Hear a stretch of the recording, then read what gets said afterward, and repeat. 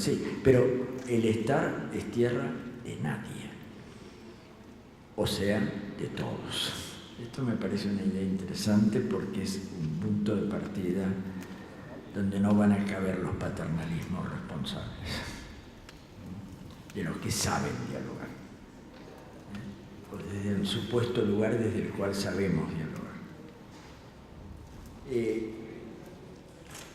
Por otro lado, como segundo gran tema de esta agenda, lo interdisciplinar que está puesto en el programa y en el concepto que nos explicó Cristian hace un rato y la idea de este encuentro.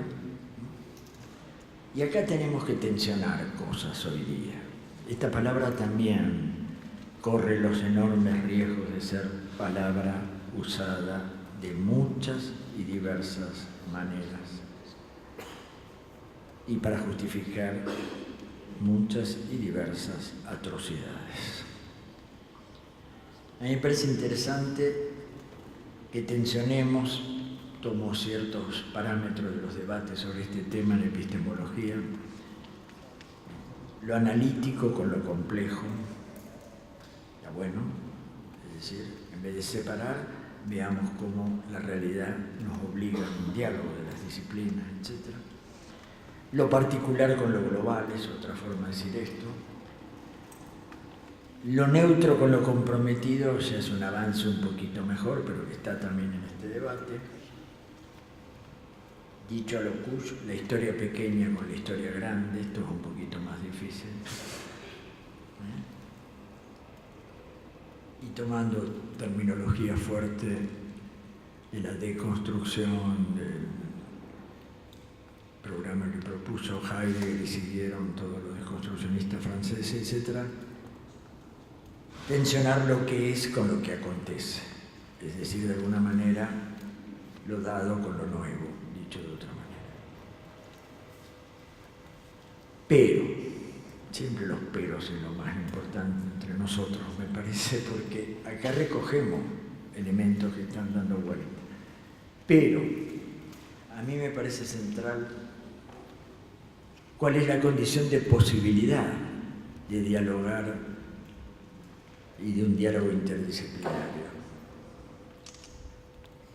Yo creo que hay que saber que siempre precede a lo disciplinar, aún pensado como tratan de serlo algunos pensadores hoy día acá en América Latina, como Santiago Castro Gómez de Colombia, utilizando las categorías de Michel Foucault, la gubernamentabilidad, la palabra en español es larguísima, o los juegos de poder. Hay algo que es predisciplinar, yo quiero insistir en esto. Y bueno, a fuerza de obsesivo, se los repito, lo predisciplinar, para que hablemos a fondo de lo interdisciplinar, tensionando, analítico, bueno, todo esto que estoy diciendo, es nuevamente el estar, meramente estar, sabernos gravitados por el suelo que habitamos, y la interpelación ética del otro en cuanto a otro, es decir, la justicia. En este sentido agregaría, o sea, que la agenda para mí tiene lo intercultural, con estas aclaraciones que hicimos, crítica, digamos, lo interdisciplinar, sabiendo que hay un predisciplinar que es el estar y la interpelación ética del otro, y termino diciéndoles el tercer elemento de la agenda, que es la... ¿Salió? No. Ahí está. Que es la praxis liberadora. Es decir, las alternativas que vayamos encontrando para crear el mundo de vuelta. Esa frase de Kuss a mí me vuelve a cada rato. Crear el mundo de vuelta, ¿qué quiere decir?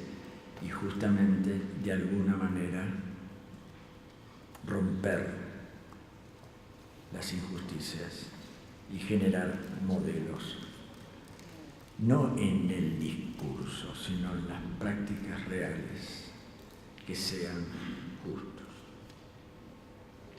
Esto implica leer la historia de otra manera. Y ahí me parece que los aportes de Enrique Dussel en Nuestra América son fundamentales. Es un esfuerzo gigantesco que hace de leer de otra manera la historia, donde el supuesto es leerla desde la comunidad de las víctimas y no desde los vencedores.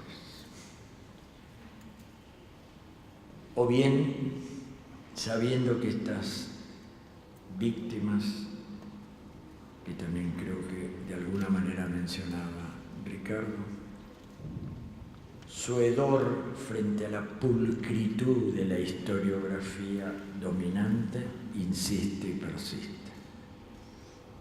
El hedor de la América profunda insiste y persiste. Y acá vino mi reclamo comercial. Ahí había un librito que se llama El hedor de América, que fue un homenaje que hicimos a los 50 años de América Profunda de Rodolfo Kuss, y el artículo mío se llama así: El hedor de América insiste y persiste.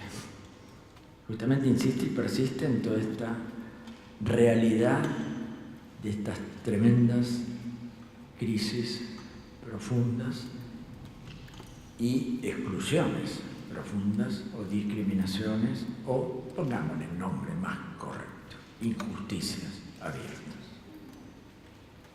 Finalmente, entonces, esta praxis. Sí, hay algo más, no me da. Bueno, se los cuento. Ahora, lo hice bien, ¿eh? Ah, no, me tengo que mirar allá. No. Bueno, no. Eso, pásamela desde allá, seguramente. No, seguí, por favor. Seguí. No, tengo que seguir yo. Esta fue la última. Ahí está. Sí, quería terminar con esta diapositiva. Esta praxis libertadora implica una política de resistencia, ciertamente, pero también de creación. A mí me parece que a veces ponemos el acento solo en la resistencia, a la dominación, a la colonialidad, etcétera, etcétera, pero es muy importante simultáneamente generar lo alternativo. Y ahí es donde podemos aprender muchísimo de la América Profunda, donde hay justamente mucha cosa alternativa, mucho más de la que creemos. Y esto implica participación, pero sin pretensión de hegemonía. Muchas veces detrás de las apelaciones a la participación aparecen los vanguardismos, los líderes que de alguna manera, que siempre vamos a ser los intelectuales, que sabemos más y podemos guiar a los demás. Lo estoy diciendo con profunda ironía. Pero tenemos historias de estas también. Saber encontrar justamente formas de participación que no queden enredadas meramente en luchas por la hegemonía. Y finalmente, me animaría a decirles, creo que detrás de todo esto, ¿qué significa pensar? Tiene mucho que ver, y esto también para celebrar en encuentros como este, el cuerpo a cuerpo, y no meramente, o rostro a rostro, si quieren, y no meramente el leernos los unos a los otros, que es muy importante, o el chatearnos, que es muy importante, pero que no terminemos reduciendo la comunicación a un gesto virtual. La comunicación, con todo lo que hayamos avanzado en esto, que sume y no que reste. Que yo sepa, cuando los hombres aprendimos a escribir, no dejamos de hablar.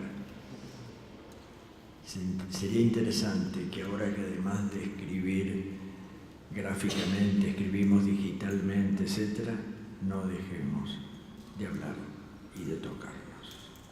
Bueno, esto es todo y gracias.